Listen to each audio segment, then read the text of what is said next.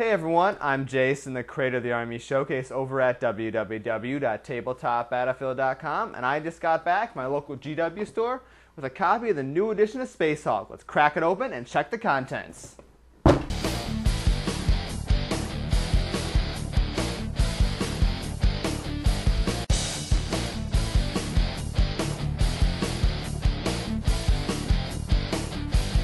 So this edition of Space Hulk was released to commemorate the 20th anniversary of the game. And this particular edition is only being produced a single production run. I don't know exactly what that means in terms of numbers of units, but if you want it, get out there and get it soon. In terms of volume-wise and size of box anyway, it's got to be bigger than both the Battle of Skull Pass and Black Reach. And best of all, inside, it is packed to the rim with lots of goodies.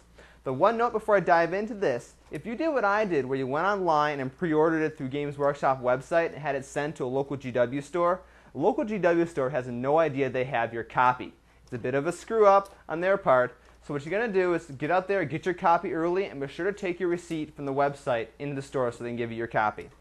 But anyway, back to the actual contents. Inside, you're going to find 35 main game figures and a few of the support ones for objectives and artifacts and things like that. It breaks down where you're going to have 12 Space Marine Terminators, including one Librarian and one Sergeant.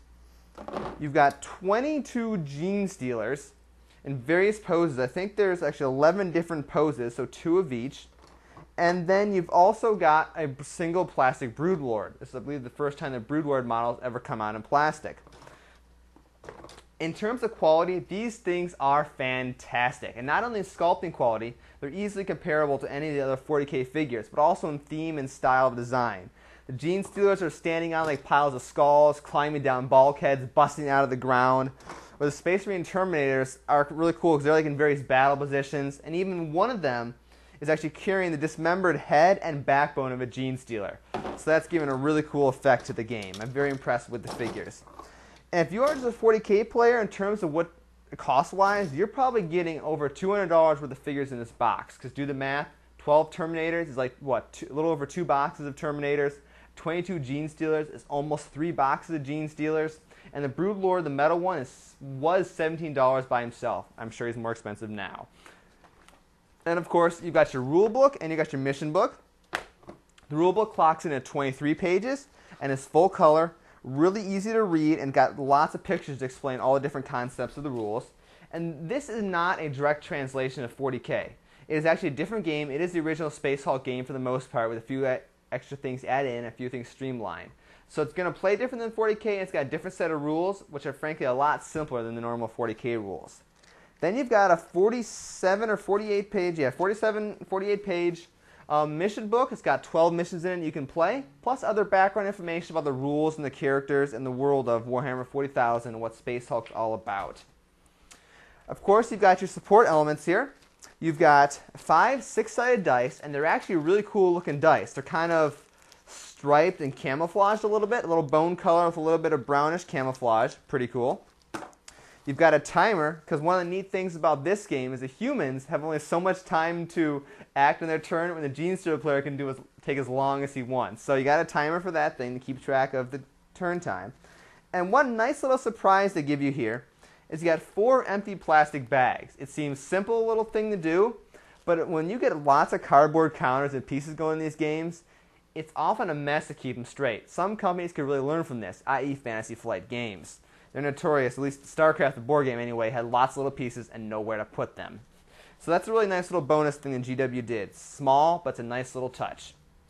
Then we get to the bulk of the contents of the box. 12 really huge, very thick counters. These things look really nice, really heavy duty, fantastic artwork on them. So the board basically interlocks like a puzzle. Every piece is kind of can snap together with little puzzle-like connections. The theme to the art is fantastic. There's little control consoles. This area here is covered in blood. You've got fuel spillage in other areas. You've got warning lights in the hallways. One room is actually basically already been taken over by the Tyranids. It's got Tyranid spires growing out of it. Then of course you've got your game counters.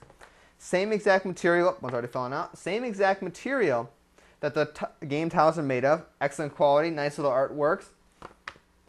So like I said, there's 12 sheets of these things, and that covers obviously the rooms, the counters, the doors, all those kind of things. So you get quite a bit of counters in this box. In terms of how many rooms and such you get, I haven't sit down to count that out yet, but you do get a lot of stuff in this box. As for whether the value of is it worth $100, straight up, it's kind of on the fence. We'll have to see how the gameplay does, but if you are a 40K fan, you're already given a ton of discounts in terms of buying these models. So, you know, like I said, you get over $200 worth of models in a $100 box. So in 40K scale, it's really great value. Of course, whether just in general compared to other games, it's going to really depend on how the game plays.